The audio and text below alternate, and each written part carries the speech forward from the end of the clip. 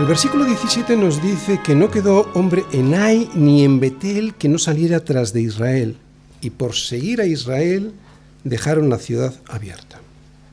Se supone, viendo este versículo, que los de la ciudad vecina de Ai, que era Betel, también salieron a perseguir al ejército del Señor, pero corrieron la misma suerte que los de Ai. ¿Cuál es el secreto de Israel? ¿Cuál es el secreto de la victoria de Israel? Lo podemos ver en los siguientes versículos, del 18 al 19. El secreto de Israel. Entonces Yahvé dijo a Josué: extiende la lanza que tienes en tu mano hacia Ai, porque yo la entregaré en tu mano. Y Josué extendió hacia la ciudad la lanza que en su mano tenía. Y levantándose prontamente de su lugar los que estaban en la emboscada, corrieron luego que él alzó su mano y vinieron a la ciudad y la tomaron y se apresuraron a prenderle fuego. El secreto de la victoria de Israel, el secreto de la victoria del pueblo de Israel es el Señor en medio de ellos. Ahí vemos que aparece el Señor en medio de la guerra. Es lo que vemos en el versículo 18, que el Señor se le aparece a Josué para instruirle y para darle ánimos. Antes de empezar la guerra en Jericó, ¿recordáis? Pasó algo similar. Allí vemos a Cristo preencarnado en la forma del príncipe del ejército del Señor, que se presenta ante Josué para animarle y para instruirle sobre la batalla. Y aquí le dice: extiende la lanza que tienes en tu mano hacia Ai, porque yo la entregaré en tu mano. Es la forma que Dios tiene de decirnos que es Él quien gana las batallas. En todas las guerras que han existido, a lo que más miedo le tienen los bandos enfrentados es a las armas secretas que puedan tener sus oponentes. Claro, porque si no conoces las armas que tiene el enemigo, pues no, siempre está ahí la contrainteligencia para ver si se pueden enterar de qué armas secretas pueden tener. En todas las guerras suele aparecer un arma secreta que hace que la balanza se incline hacia uno de los dos bandos. Y la enseñanza para nosotros hoy es que Dios era el arma secreta de Israel ayer y que Él continúa siendo el arma secreta de la Iglesia hoy. Por eso podemos vencer a nuestros enemigos, a esos que tenemos enfrente, liderados por Satanás. Sexta parte, la derrota del enemigo. Y los hombres de Ai volvieron el rostro y al mirar, he aquí que el humo de la ciudad subía al cielo y no pudieron huir ni a una parte ni a otra, porque el pueblo que iba huyendo hacia el desierto se volvió contra los que les seguían. Josué y todo Israel, viendo que los de la emboscada habían tomado la ciudad y que el humo de la ciudad subía, se volvieron y atacaron a los de Ai. Y los otros salieron de la ciudad a su encuentro, y así fueron encerrados en medio de Israel, los unos por un lado y los otros por el otro. Y los hirieron hasta que no quedó ninguno de ellos que escapase. Pero tomaron vivo al rey de Ai y lo trajeron a Josué. Y cuando los israelitas acabaron de matar a todos los moradores de Ai en el campo y en el desierto a donde los habían perseguido, y todos habían caído a filo de espada hasta ser consumidos, todos los israelitas volvieron a Ai y también la hirieron a filo de espada. Y el número de los que cayeron aquel día, hombres y mujeres, fue de 12.000, todos los de Ai. Porque Josué no retiró su mano que había extendido con la lanza hasta que hubo destruido por completo a todos los moradores de Ai. Pero los israelitas tomaron para sí las bestias y los despojos de la ciudad conforme a la palabra de Yahvé que le había mandado a Josué. Y Josué quemó a Ai y la redujo a un montón de escombros, asolada para siempre hasta hoy. Y al rey de Ai lo colgó de un madero hasta caer la noche.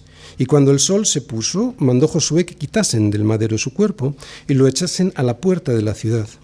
Y levantaron sobre él un gran montón de piedras que permanece hasta hoy. El versículo 27 nos dice que todo se hizo conforme a la palabra que el Señor le había dicho a Josué. Y esta es una de las lecciones de este pasaje, que la bendición nos llega después de la obediencia. Lo hemos dicho ya muchas veces en nuestra iglesia y es puro sentido común, ¿verdad? La bendición siempre nos llega después de la obediencia. ¿Qué decir con respecto al juicio de Dios que vemos en estos versículos? Bueno, con respecto al juicio de Dios ya hemos explicado en sermones anteriores extensamente este problema. Solo decir lo siguiente: la ira de Dios que vemos en el Antiguo Testamento es contra el pecado. es contra el pecado. Por eso las batallas que vemos en el Antiguo Testamento no son batallas étnicas contra otros pueblos. Dios, después de siglos de paciencia, soportando las barbaridades de cananeos y de amorreos, ejecuta su juicio a través de su pueblo. Es Dios quien ejecuta ese juicio. Pero nos tiene que quedar claro que la ira de Dios no se derrama sobre una raza concreta, sobre una raza determinada. Su ira está sobre todos aquellos que practican impenitentemente el pecado, sean de la raza que sean. Acán era israelita. Por lo tanto, Josué 8 es la sombra de lo que ocurrirá en el gran juicio final, al final de los tiempos, cuando la muerte y el Hades sean lanzados al lago de fuego. Esta es la muerte segunda.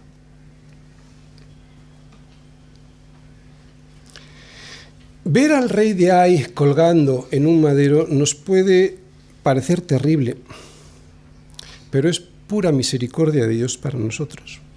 Porque ver al rey de Ai colgando de un árbol nos enseña la gravedad con que ve Dios al pecado.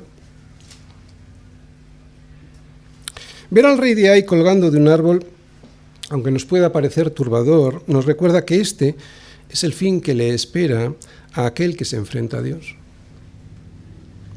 Ver al rey de Ai colgando de un árbol, aunque nos pueda parecer horroroso, precisamente lo que nos recuerda es que horrenda cosa es caer en manos del Dios vivo.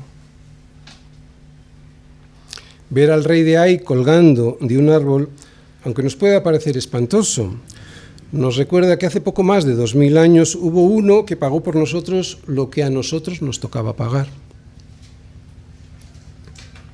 Ver al rey de Ai colgando de un árbol, aunque nos pueda parecer cruel, nos recuerda que podemos y debemos refugiarnos en Cristo porque un día, fuera de los muros de la ciudad de Jerusalén, fue colgado en nuestro lugar, expió nuestros pecados y llevó nuestra culpa para que nosotros no tengamos que enfrentarnos al mismo destino que el rey de Ai, que sin duda es lo que todos merecemos.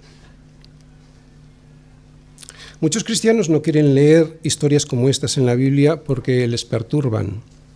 Pero yo creo que ver al rey de Ai colgando de un árbol, aunque a muchos nos pueda parecer perturbador, es lo mejor que podemos hacer para recordar cómo Dios castiga a todo aquel que no se refugia en su Hijo, alguien que venció a la muerte sobre un madero.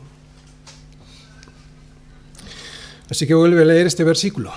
Vuélvelo a leer, un versículo que muchos no quieren leer y lo que es peor, que otros muchos no quieren predicar, porque si lo lees te darás cuenta que es pura misericordia de Dios para nosotros, aunque nos pueda parecer perturbador.